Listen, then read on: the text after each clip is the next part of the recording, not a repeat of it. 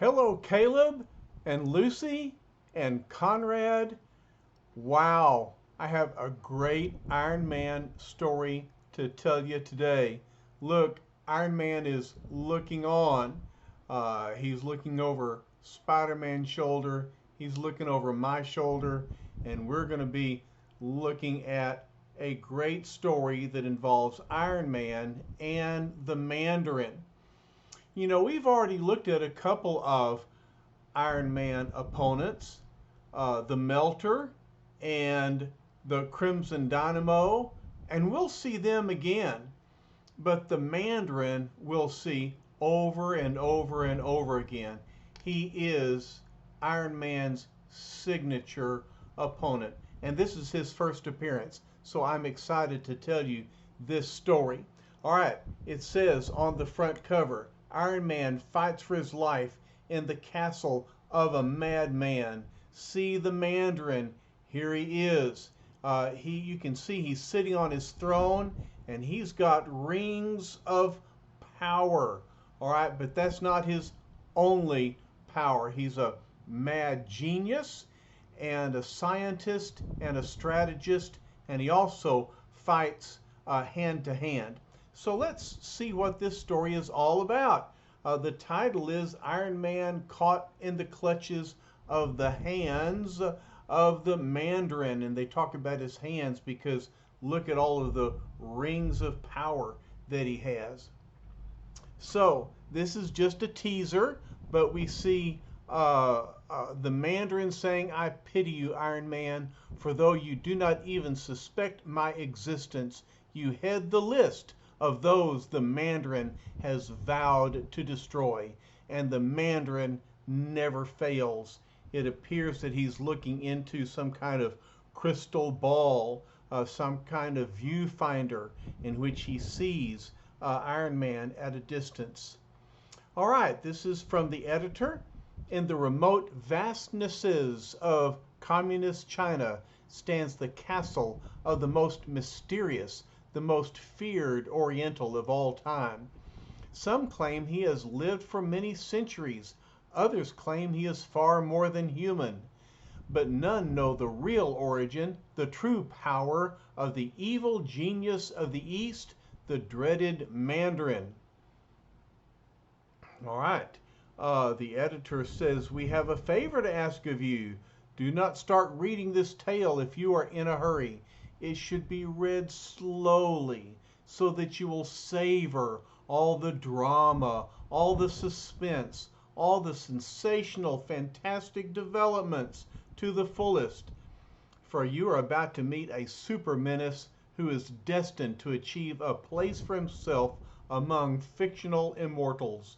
You and Iron Man are about to meet the Mandarin. Okay, all of this is kind of exaggerated, but really and truly, the Mandarin is going to live up to the hype. So, at the beginning of our story, we read that for years men have spoken the name of the Mandarin in hushed whispers. To those of the Western world, he is little more than a fearsome legend. But in the Orient, that is, in the East, in seething, smoldering, secretive communist China, men know to their sorrow how real the Mandarin is. So here is a peasant. Master, this lowly one begs forgiveness for this interruption, but there are visitors outside the castle. My unworthy eyes reveal that they are 4 high military officers, emissaries of the communist government. What? Hollers Mandarin. They dare disturb me? They dare come to my castle without invitation? I'll erase them from the face of the earth for that insolence. No. First, I'll hear their babbling news. Then I'll act accordingly. Their eyes are not worthy of gazing upon my all-seeing crystal globe, so with a gesture I make it vanish. Look, he's using one of his rings of power. At another gesture, I lower the drawbridge over my impassable moat. So another time he uses his ring. See, says the four communist officers, the drawbridge is being lowered. That means we may enter. Another one says, I would rather face fire-breathing dragons than stand in the presence of the Mandarin. We have no choice. Our communist overlords will slay us if we fail in our mission. Once within the castle walls, the awe-stricken visitors are confronted with new evidence of Mandarin's unbelievable power. A portion of the floor itself is rising, with us upon it. There is no limit to the miraculous feats the Mandarin can perform. And look, that slab of floor floats through the air. We're being brought into the presence of the Mandarin. Let us pray he receives us with favor. If we displease him, we shall never be heard from again. What power on earth could ever rescue a prisoner from the castle of the Mandarin? Seconds later, the fearful uniformed visitors descend to find they are face to face with the most feared potentate of the East. Mandarin says, I have allowed you to disturb my meditations. Let me hear the purpose of your errand. Who among you is the spokesman? I am General Ho Li, Your Excellence, and these are... Spare me such trivia. Your petty identities do not interest me. Speak. We have come to ask you to share your atomic knowledge with our government. With your help, we could menace the world with nuclear destruction. If you would even consent to give us the power, the secret of your power rings, we would be most grateful to you. What? You dare ask me to reveal my secrets to you? Do you think the Mandarin cares to help you or your communist masters? The Mandarin helps nobody. Soon the entire world will grovel at my feet. You have 60 seconds to leave. The audience is ended. Go! And so the communist military men fear him, and they turn and run. Can it be that one lone man can instill such fear in the hearts of high officers of the communist Chinese army? We can discuss that later, after we are safe. Right now, be silent and run! Ah!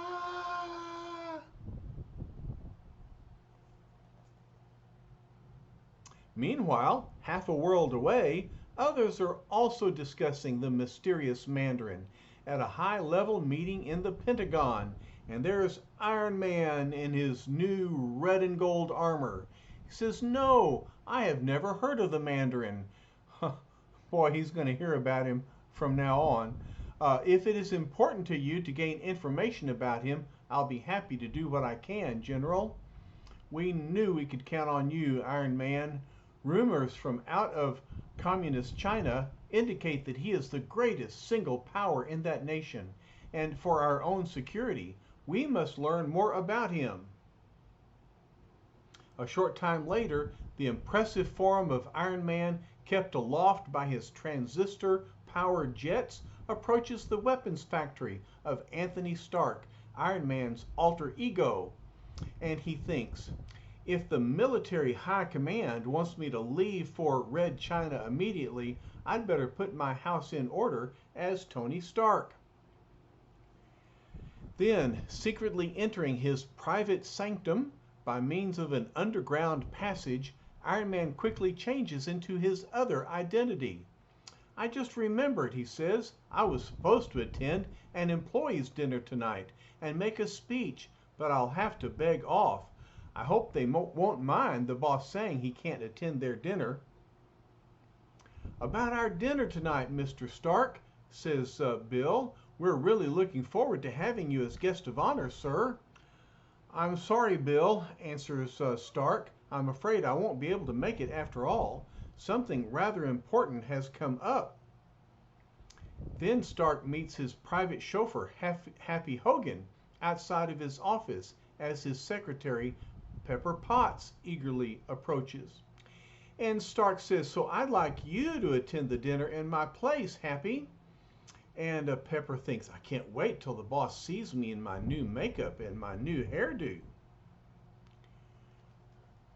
And Bill, his employee, says, sure, the boss can't be bothered wasting time with us poor stooges, so he sends his flunky instead. The men sure ain't gonna like this. Now, hold on, Bill, explains Stark. You're not being fair to me. I wish I could explain.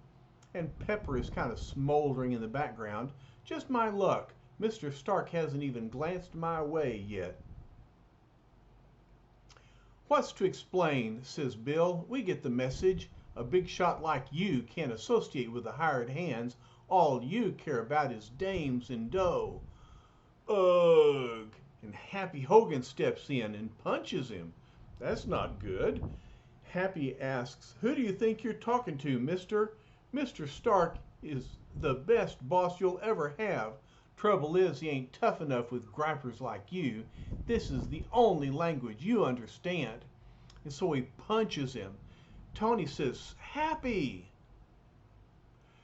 If you ever pull a stunt like that again, you're through here. Understand? Any employee can talk to me any way he wants to.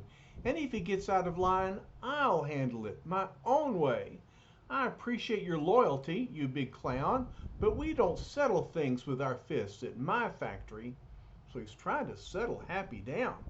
That was the wrong thing for Happy to do. And then Pepper Potts speaks. Men, a girl spends all day at the beauty parlor getting a new hairdo and covering her freckles. But do you notice? No, I could look like an old dish rag for all you'd care. Pepper, says Stark, for heaven's sake, I didn't even know it was you. You're beautiful. That's kind of a backdoor compliment, isn't it? And Happy is even worse. He says, I kind of liked you the other way. Oh dear, these men don't know how to speak to women. Y'all are lucky to have your daddy as a model for how to speak to women because of the very kind way that he pays attention to your mama. Okay, so follow your dad's example, not Tony Stark or Happy Hogan. All right, moving on. Hours later, an unmarked jet flies a hazardous route deep into the interior of Red China with one of the world's most colorful adventurers aboard. All right, the pilot says, this is it, Iron Man. Good luck, fella. I don't know who he really is, but he sure has guts to spare. Yeah, if ever I saw a suicide mission, this is it. And so Iron Man leaps from the plane and flies through the air. And as he descends, he says, some communist observers are sure to see me fall. I've got to see to it that they don't search for me when I land. And sure enough, here's a communist soldier with binoculars. Ah, a Yankee-type jet has dropped a spy over our territory. Are they naive enough to think we would not observe that? See where he falls, and we will capture him before he can bury his chute. No, there is no need to bother. His parachute did not open. He plunged to his death from so great a height. The bungling democracies cannot even make chutes that work correctly. And so they gloat and boast because they think that this spy has fallen to his death.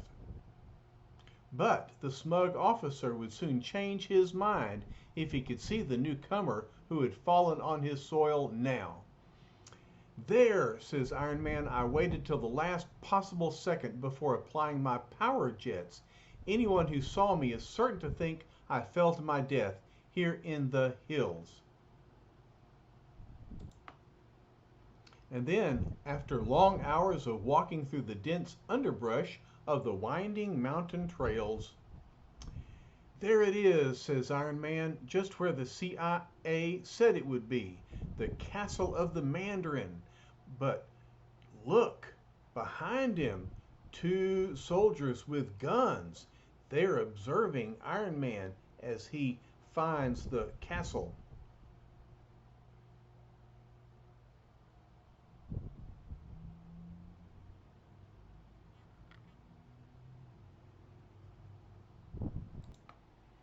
Then, before Iron Man can make another move, an advanced patrol of the Mandarin's private guard attacks him from behind. But this is no ordinary foe they have challenged. Death to the enemy intruder. Ugh.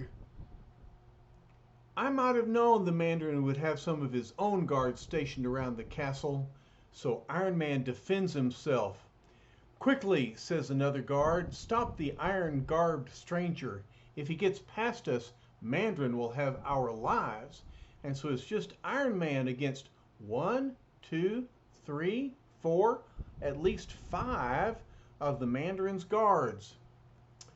But how do you stop a man with iron fists, transistor-powered muscles, and jet-swift speed? Well, the answer is you probably don't. And so he's fighting back. That's the answer. You don't. Unless you have far more power and skill than the 5 simple soldiers who dared to tackle one of the mightiest human fighting machines of all time. And so as Iron Man walks away, he says, "Sweet dreams, little friends." And now for the Mandarin. I'd better check my energy gauge and see, uh-oh, the reserve power is falling. Must be a short circuit somewhere. And so the energy reserve for his Iron Man armor is diminishing. Without his power, he can't fight. But I've no time to stop and fiddle with it now. That could be a bad decision. It just means I'll have to finish my task without wasting a minute and make my way back before the power runs out. But within a secret viewing chamber inside the mighty castle, the Mandarin has observed everything that has transpired, and he chuckles softly when he touches a sensitive dial. So, chortles the Mandarin, Iron Man himself has dared invade my domain. How convenient of him to place himself within my grasp. Zzzt. So he's shooting off another one of his power rings. What? A ray shooting out from the castle wall. I'm being irresistibly drawn towards the fortress by a form of magnetic attraction. And so Iron Man often uses magnets for his own use, but now the Mandarin has magnets that, of course, will attract Iron Man. Minutes later, the strange ray deposits Iron Man in a gloomy chamber within the mysterious castle. And then the walls, they're closing in. Oh dear, like a trash compactor to crush Iron Man. Whatever I do will have to be done fast, but what? The walls are sheer granite. I can't make a dent. Even with all of Iron Man's power, he can't dent the granite walls that are closing in. Wait, that air vent above me, if I can just reach it in time. So he crashes through the air vent and he enters the lair of the Mandarin, who says, "Welcome, Iron Man, to the stronghold of the Mandarin. I hope you will enjoy your stay here, for you shall never leave alive. You passed my first test, my closing walls, with admirable skill. It will be a pleasure to defeat a worthy adversary. Now let me see how you withstand the challenge of my paralysis ray." What is that? It's a ray that would paralyze a normal person, but Iron Man says, "Look, you weak apology for Genghis Khan. Iron Man can take anything you can dish out, and lots more besides. My Ultra Beam chest light can dispel any ray of less than cosmic intensity." Zzz. And so Iron Man has weapons of his own, and his chest ray dispels the paralysis ray. I can see now that the world will never be safe so long as a power-mad despot like you remains free. So I'm going to make sure that you can never menace anyone again, or I'll die trying. Oh, that's a tough choice. Those are brave words, man of iron, says the Mandarin, especially brave from one whose life is nearing its final moments. And so the Mandarin stands there, and here comes Iron Man. Talk is cheap, mister. Once I get my hands on you, what? Crash! He's vanished. How? He must have done it with mirrors. And so Iron Man sped to attack the image that he saw, but it wasn't there, and he just crashed against the wall. Were you naive enough to think that mere speed and brute force could catch the Mandarin?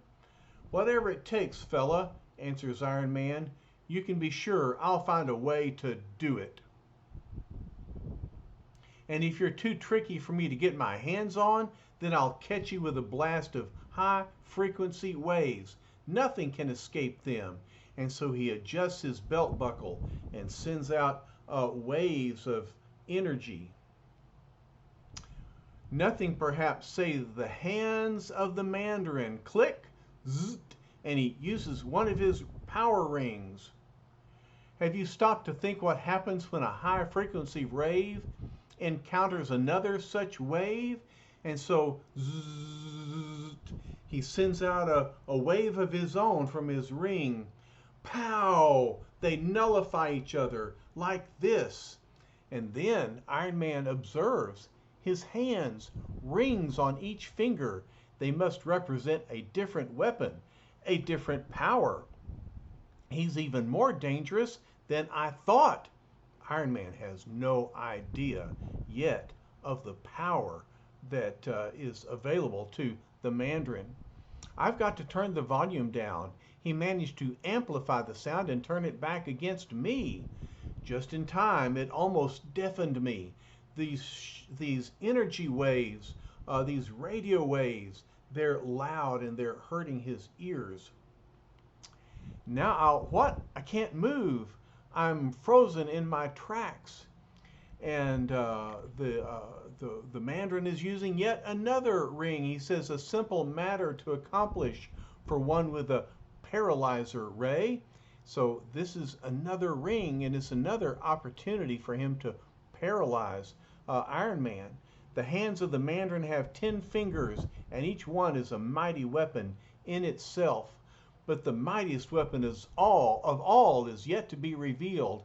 I shall toy with you a while longer first. But look, Iron Man is paralyzed.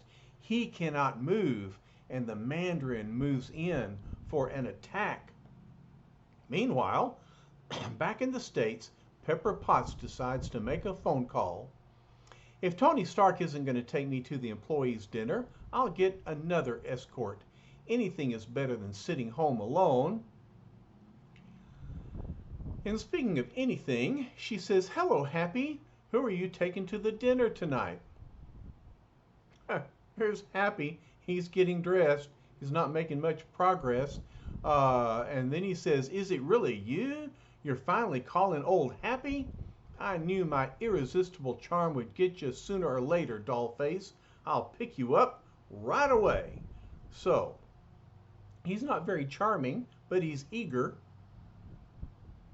The big ox, says Pepper. He's got all the charm of a rusty doorknob, but he's better than no date at all, I think. Wherever the boss is now, I hope he stays there a while. Without him to cramp my style, I'm going to really operate. And so Happy gets all dressed up with his bow tie. But Happy Hogan's frivolous words would turn to ashes in his mouth if he could suspect the true plight of his missing boss right now, who really is in trouble. You are a powerful foe, Iron Man, says the Mandarin. Never has an enemy shaken off the effects of my paralysis ray in so short a time. Skip the compliments, chum, retorts Iron Man. I know I'm not winning any popularity contests in your league. If you didn't try to finish me off while I couldn't move, it's only because you have something worse in store for me now. So skip the sweet talk and let's get on with it. You do not fool me, retorts the Mandarin. Your sharp tongue cannot hide the fear which must be gnawing at your heart. There, with one gesture, I electrify the walls of this chamber so that you cannot escape. Now, now you will learn what I've been saving you for. It is my favorite pastime and a most deadly pastime. And so, Iron Man, prepare to meet your finish at the hands of the greatest karate master the world has ever known. And so, not only does the Mandarin have these rings of power, but even within his hands is the power of the weapon of karate. Karate is a powerful fighting method. And Iron Man is amazed. He splintered that iron bar like a toothpick with a single karate blow. Mandarin says, I shall enjoy the luxury of pummeling you with my mighty fists to soften you up for the final defeat. But Iron Man ducks. He thinks, I've got to keep out of the reach of his hands. My iron suit will furnish almost no protection against karate blows like his. Also, my transistor power is getting weaker by the second. I've got to save it. I can't use it up in needless fencing. Ow! I knew that if Iron Man didn't charge up before his battle with the Mandarin, he'd get in trouble. But Iron Man didn't realize what a powerful foe was waiting for him inside the castle. And now Mandarin taunts.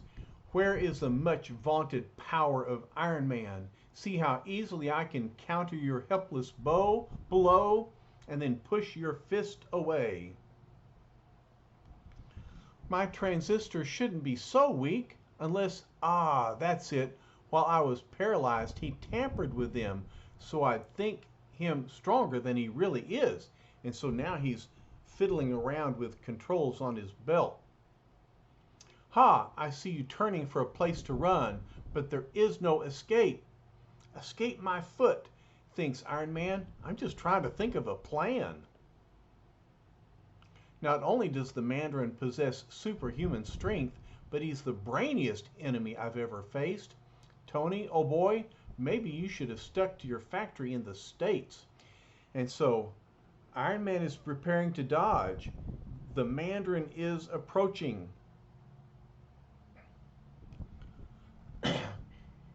Tony thinks he's getting ready to finish me off with a final karate blow.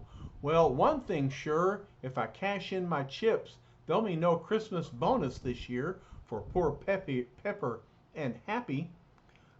Well, that's the least of Iron Man's worries. I've toyed with you long enough, Iron Man. Now the Mandarin shall strike. And so the Mandarin prepares to strike with one mighty karate chop.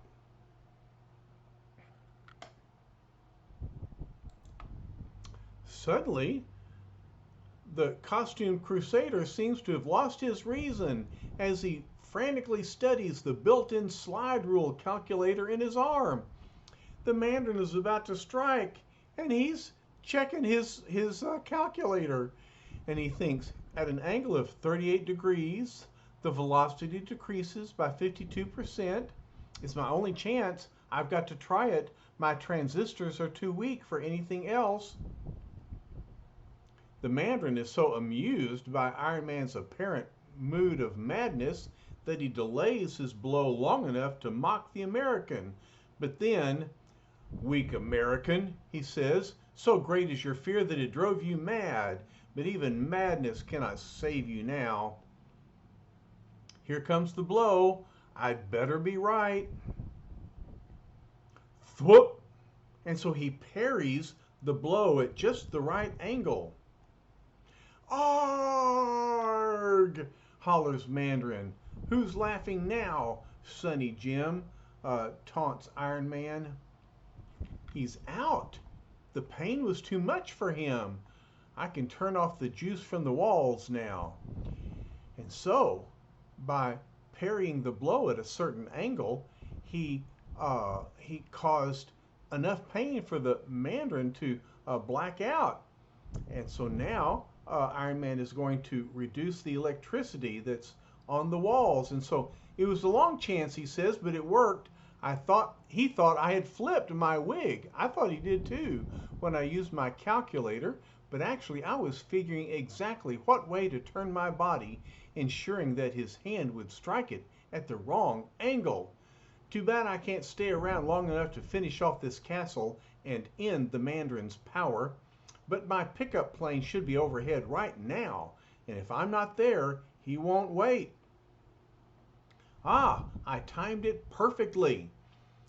And so Iron Man escaped from the castle and flew up in the air to intercept the plane. Lucky I have just enough power left to reach him, for he could never land in this terrain. And then he says, I know it's rude to leave without saying goodbye, but I guess the Mandarin will understand. Meanwhile, there's a party going on at Tony Stark's plant with his employees, and here's Pepper and Happy and a bunch of other guys. And then here comes Tony Stark. He made it after all. And so here's Tony and Happy, talking to each other about Pepper and their table. And Pepper's glad to see Tony Stark, but she's kind of sorry that she's there with Happy now. And so Happy is worried about Tony Stark because he's so much better looking. But at any rate, that's all happening at the party. And Tony Stark's thoughts are miles away, halfway around the world to where the Mandarin sits, wondering when and where the powerful Oriental menace will strike again. And so we see the Mandarin restored to consciousness, sitting on his throne. And the editor says, when the Mandarin strikes again, we promise you this, you'll find the whole fantasy-filled tale right on these pages, sooner than you think. And so the editors are promising us that, just like I said, the Mandarin will be back again. All right, when will that happen? I don't know, but when he comes back and when Iron Man faces him again, well, we'll be right there to watch it happen, okay? All right, I hope y'all have enjoyed these Iron Man stories. I sure have.